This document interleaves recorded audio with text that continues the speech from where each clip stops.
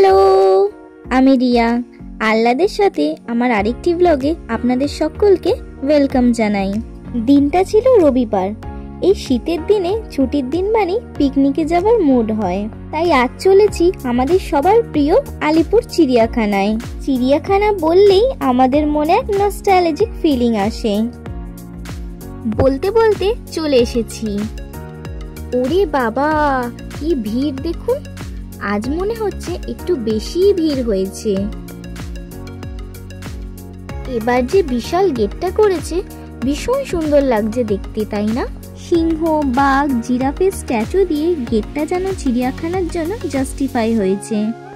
যাই হোক, অনলাইনে টিকিট কাটা ছিল বলে এই বাছোয়া, না হলে হয়তো আজকে ঢুকতেই পারতাম না। কি করে অনলাইনে টিকিট কাটলাম সেটা আপনাদের নিশ্চয়ই বলবো। চিড়িয়াখানায় ঢুকেই প্রথমেই চলে এসেছি পাখিদের খাঁচার দিকে।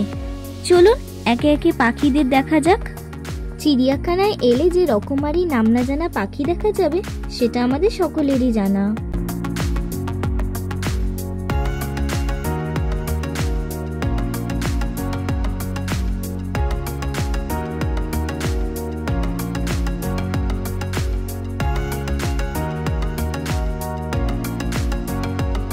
তবে এবার যেটা স্পেশালি দেখতে এসেছি, চলুন সেটার দিকে যাওয়া যাক।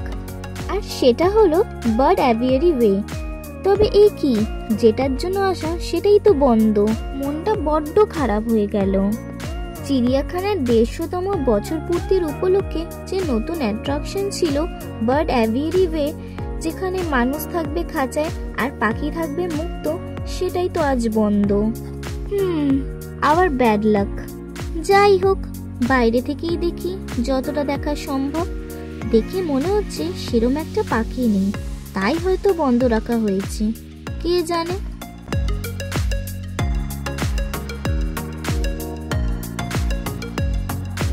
একটু ঘুরতেই বেশ খিদে খিদে পেয়ে গেল।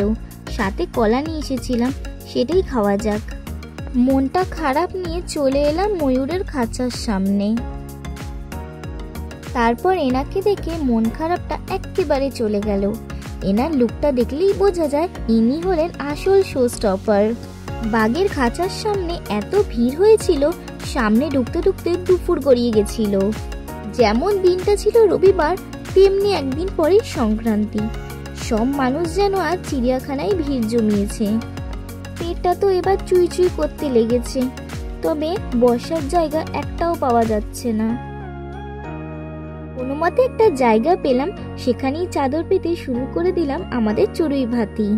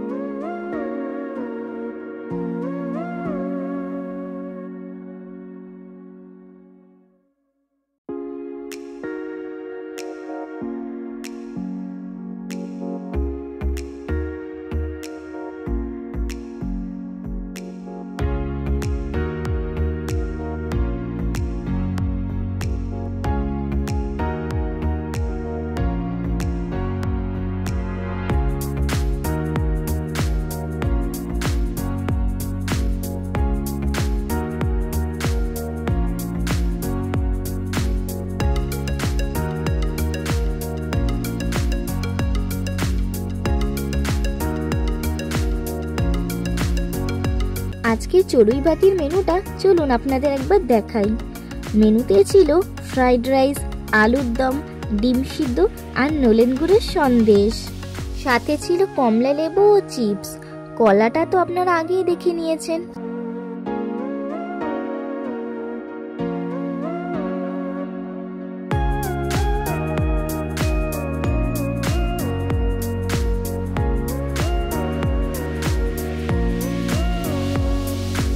পিকনিকে ডিম সিদ্ধটা মাস্ট কিন্তু।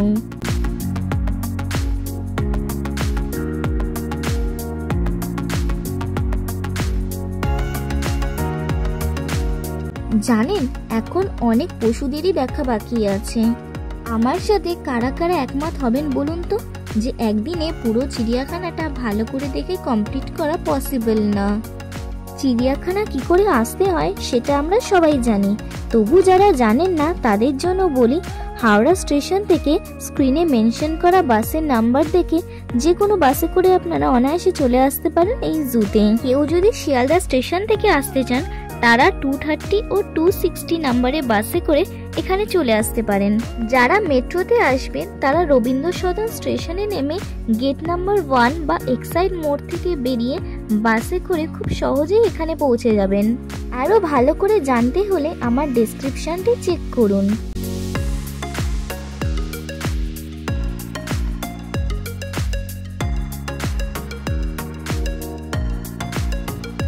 এবার আসি চিড়িয়াখানার জন্য অনলাইন টিকিট বুক করব কি করে। তার জন্য ফোনে প্লে স্টোর থেকে যাত্রী সাথী অ্যাপটা ডাউনলোড করে নিই। আমার ডাউনলোড করা আছে। এবার অ্যাপটা ওপেন করলে এরকম কিছু আসবে। এবার দেখুন স্ক্রিনের বাঁ দিকে বা লেফট সাইডে 3টে দাগ আছে। এখানে ক্লিক করলে কিছু অপশন খুলে যাবে। তার মধ্যে সেকেন্ড যে অপশনটা আছে বুক টিকিট, সেটাই আমরা ক্লিক করব। তাতে একটা পেজ খুলে যাবে। দেখুন এখানে দেখাচ্ছে জুওলজিক্যাল পার্ক মানে Alipore zoo, millennium park, Nicco park, eco park etcetera এরকম দেখাচ্ছে। আপনারা যেটাই ক্লিক করবেন তারই টিকিট কাটা যাবে। আমরা যেহেতু জুতে যাব তাতে ক্লিক করে বুক টিকিটে ক্লিক করলে ওখানে টাইম স্লট দিতে হবে, মানে আমরা কোন দিন যাব।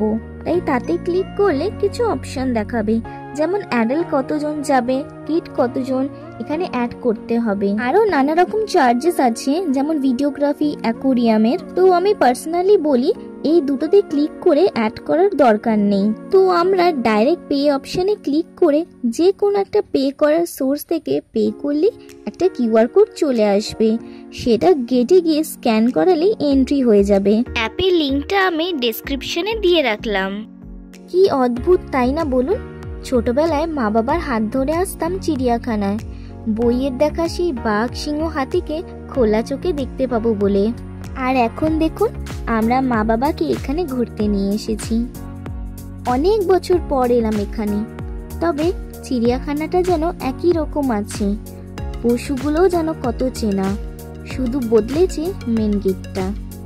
তবে বলতেই হবে গেটটা সত্যি খুব সুন্দর করেছে। চলুন এবার বাড়ি ফেরা যাক। ঘোরাটা বেশ ভালোই হলো, তবে ভিড়টা বড্ড বেশি পেলাম এবার।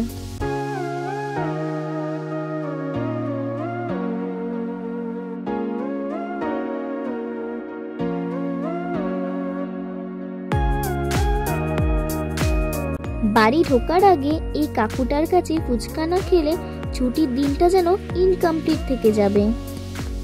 আজ তবে আসি। আমার ভিডিওটা ভালো লাগলে একটা লাইক করে দেবেন। আবার দেখা হবে অন্য একটি ব্লগে। আমার এরকম আরো ব্লগ পেতে আমার চ্যানেলটিকে সাবস্ক্রাইব করে আমার পাশে থাকবেন। আপনারা সবাই খুব ভালো থাকবেন। বাই।